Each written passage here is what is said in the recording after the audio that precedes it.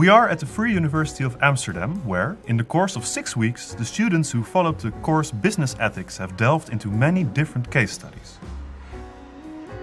This podcast was made to give you some insight into what these students have been up to. What topics did they research? Which conclusions did they arrive at? And what difficulties did they find along their way? Their teacher is Professor Johan Wempe. I'm Johan Wempe. I teach business ethics at the VU, and the students that did this project are bachelor students, third year international bachelor students, and they follow a course in business ethics.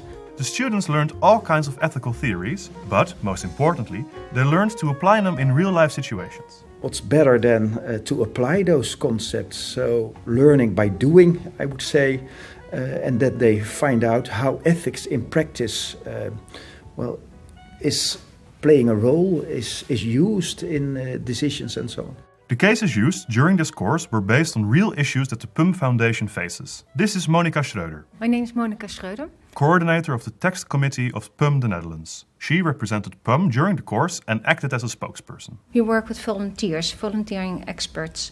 And what we do is we recommend and we consult at small and medium-sized enterprises in developing countries. Over the last 40 years, PUM has been doing great work throughout many countries. We work in 33 economic sectors and in about 30 countries. You can probably imagine that this provides some great real-life cases to learn from. And that's exactly what the students have done. They worked together in small groups, with each group trying to come up with ways to deal with the ethical issues that arise within PUM's different projects.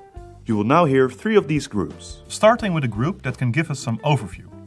What are the ethical implications of globalization, and is globalization always a positive development? We've asked Jaap van Evelingen.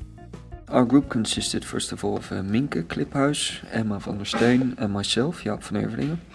And what we've actually been doing for this project is we've been looking at the ethical implications of the concept of globalization, and then especially for a management consulting company in specific.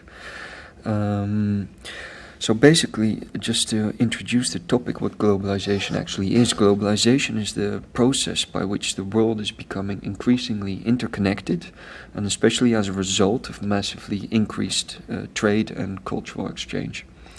Now what you've been seeing is that the technological advances in the world have been creating more and more communication between different groups of people, increased transport and interconnection. Now, from a Western perspective, what you actually see is that globalization has always been seen as a very positive concept. We are increasing wealth, we are connecting people with each other, we are sharing knowledge. But what we identified is that actually this might not also always be the case, and that there are actually a lot of ethical implications when it comes to globalization. So the question we actually asked ourselves for this project was, by helping locals in a developing country becoming global, do you actually improve the local conditions? Now, what we saw is that the general ethical implications of globalization were actually quite a few. I already mentioned that we are interconnecting different groups of people. We are interconnecting different cultures, people with differences in norms and values. Now this poses some problems. This interconnection also means that there is a loss of local culture. We are trying to westernize local cultures, and we are losing their local norms and values. What we also saw is that it is actually very difficult to measure the impact for a management consulting company, whether this is due to globalization or whether it's actually simply due to industrialization or technological advances. And what we also noticed was that globalization might actually increase the gap between the rich and the poor. What you are trying to do with globalization, and what these Western management consultancy firms in general try to do, is they open up the third world countries and the third world market to a global market. but what we actually see is that it is very difficult for these local markets to become global and to actually compete on the global market with, for instance, large multinational companies. So those are the general implications and ethical implications. Now, if we look at this from a more moral perspective, what we try to identify are the visions of globalization and increasing these economic values, like we like to call it, is actually in balance with the actual values it creates. So what we identified and what we saw is that there are actually two types of values. First of all, the economic values, which are a very liberal perspective. We try to increase the profit, and that is what we think we are doing with globalizing a local market. We are increasing their revenues, their profits, by bringing them to the global market. But what we do not take into account when we look at it from this perspective are what we call the ideal values. And the ideal values are actually more the moral values and the values that are held in regard by the norms and values of a local culture, of a local community, which are actually very, very important as well, which research also shows, which we saw when analyzing this particular case.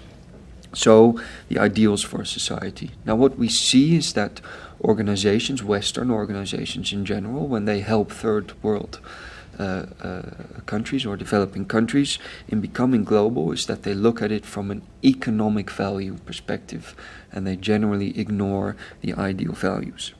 Now, this creates actually a very interesting discussion, because these are in fact liberal politics, but liberal politics liberate economic decision-making from moral values.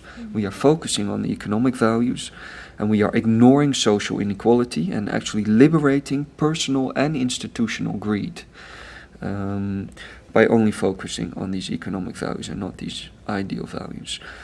So it makes it really hard for these management consultancy firms when going to third world developing countries. How do you select these projects? How do you identify all these ideal values? Do you relate them to your own norms and values and your own Western standards? What if they are not in line? What do you do? Do you try to implement and develop your own norms and values in these local communities? Or do you respect the locals and try to help them from their perspective in terms of ideal values? The economic values, those are, well, clear. I mean, that is not that difficult. But how do you balance your own human rights perspective, for instance, or looking at the exploitation paradox from your Western perspective in comparison to the local ideal values? So that is the main dilemma here, and that is the main problem here. And again, the Western perspective has always been, we focus on the economic values. Globalization is mainly positive, but what we try to identify is that actually there are also some side effects and some difficulties with this, and that it might not always be good to stimulate locals going global, and then it might be more sustainable for them to actually focus on the local market only. So that is actually the main and general conclusion of the analysis we did and the perspective we took. An interesting conclusion, to say the least. This same struggle between local and global, if not Western values, can be found in the two cases that come next. First, we hear Yannick van Leent, whose group asks the question, what do you do if the practices of a small fishing company are damaging the environment without the fishermen being aware of it? So my name is Yannick van Leent. I've been working on this project with Rien Schep, Quint de Kok van Delwijn and Adrian Koscielny. We've been focusing on ethical implications in the fishing industry, mainly in developing countries where PUM is active, the company we are working with. There are three main problems in the fishing industry, which is overfishing, unsustainable fishing practices, and illegal fishery. In one of our interviews, we found out that overfishing isn't really a problem in developing countries, as they don't have a skill big enough to really do this, as most of the companies are a bit smaller, and so it's more difficult to overfish, but they use a lot more unsustainable fishing practices and illegal fishery. As these people just try to provide for their family, they don't try to get rich, they just try to get some food on the table, make some money so they can survive. And they don't care as much about using sustainable practices as we do, as they often don't have the money or don't know that they are doing a lot of damage to the environment, as They often use nets that sweep the ocean bed and destroy all the coral, and they catch a lot of other fish with that either die and they throw back, or they'll take back to land but can't really sell and can't really eat, so go to waste too. This causes a rapid decline of the aquatic environment, and this all goes faster because of these practices. It's difficult to solve something like this, we think, but we think that with the right guidance from maybe some Western companies, or maybe companies local there, this could be solved, but it's difficult for people to know what is right and wrong, and we think that you should let your own moral principles guide you in solving this problem, and we hope for big international collaboration to make these people aware of what they're doing, maybe help them improve their practices, reduce illegal fishing, but this is something that has to be done all around the world with help from everybody, and can't just be done by some poor countries or some rich countries, and everyone needs to work together and be made aware to solve this. It's difficult to really make a big difference in the short term. In the short term it might be to quickly make certain fishing practices illegal, which might have effect in the short term, as some companies will immediately switch over to more sustainable practices if they are not allowed anymore to do that, although not everyone might change, because some people just don't care or don't have the money to change. Another way in which local values can clash with the values of the PUM volunteers is in the ethics of labor rights. What do you do when child labor is regarded as a normal practice? Stef Gaarthuis will give us some insights. So we are Stef Gaarthuis, Famke Plet, Jip Hoetje and Rensen Hollander. Our subject goes about ethics and labor rights. So the example is that we as consultants for PUM, we get asked by a farmer from Africa, and he has a farm with mangoes on it, and he wants to distribute it through whole Africa, maybe Europe, but he doesn't know how. So he asks us to help him with our knowledge. And when we arrived to his farm, we discovered that children are working on his farm. And this is our dilemma then. Yeah, of course. Because what are we going to do? Are we going to help him? Or are we going to say, we cannot help you because you have children working on the plantation? So that's the ethical dilemma, and here the exploitation paradox comes into play. Because the thing is that from our perspective, child labor is illegal. It's not possible to do in Europe. But in the perspective of the locals there in Africa, it is beneficial for them, because the children are not going to school or whatever, and if their children work on the farm, they get more money, so they can provide for themselves. They can buy food. So that's the paradox. Do you need to see it from our perspective or from their perspective? And then the article of Ferguson comes into play, because he explains that this problem can be solved by the weak non-worseness.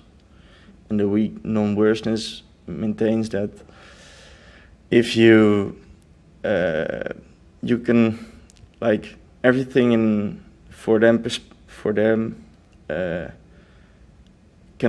will be worse when they earn no money. The question is more what to do as consultants, because not helping them will not improve anything, and we as PUM consultants want to improve something, and so we need to look for options, and that's where the weak non-worseness. If we say child labor needs to go away on the farm, then the children won't have any work, so no income, and that will altogether worsen the situation even more. So we need to think of other options or other plans. So letting the children work there still, but limited hours or just one day or non-physical work, that kind of things. And that's where PAM needs to look, we as consultants need to look at. And instead of trying to fix everything in short term, like saying no kids work on the plantation, just only grown-ups, will not help because the farmer will not earn more money, so he will not benefit from it, and children will not benefit from it. And if we go away, then he will get back to his own thing. So we need to think like in long term, and in long term we need to think like improving circumstances, developing for the children more, and we need to change the perception from their local interpretations to more international standards. So, at first we heard Jaap, who gave us a view of the bigger issues that arise around globalization. After that, we heard 2 examples of more particular situations, like how Yannick and his group would deal with fishing regulations, and how Steph's group would react to child labor. What remains is to ask Johan Wempe and Monica Schreuder what they think of the work the students have done and the conclusions they arrived at. I'm very happy with the results. I think they did good work. Of course, they are, well, halfway, you might say. So what you're doing is, of course, thinking about this topic in a more fundamental way to a program like this. So what is exactly the role of the advisor? That's the main question in that. And, well, then you have to cope with a number of issues, and basically there are no simple answers. For sure, we work within the context of the Sustainable Development Goals, but on the practical level, real life, it is more complicated to realize them. I think important is that, well, each time you have to choose, but important is that the students learn as well that you can give arguments, that it's not an arbitrary choice for A or B, but you can balance the different values that are at stake and come to conclusions. Perhaps next day you need to come to different conclusions, but there are arguments and it's not arbitrary. It's clear that, well, a program like this, and especially due to the fact that they are able to focus on practice, well, that is really helpful to think about the moral aspects of all the decisions that you're taking in corporations, in advisory roles, and so on. Yeah, and that's something they learn by learning. They are learning that by doing. In the end, the students were given a difficult task, but their conclusions were very much in line with the answers PUM was looking for. So, do you guys think the students could one day be part of PUM's team of experts? Of course, that would be nice. They are welcome to at PUM.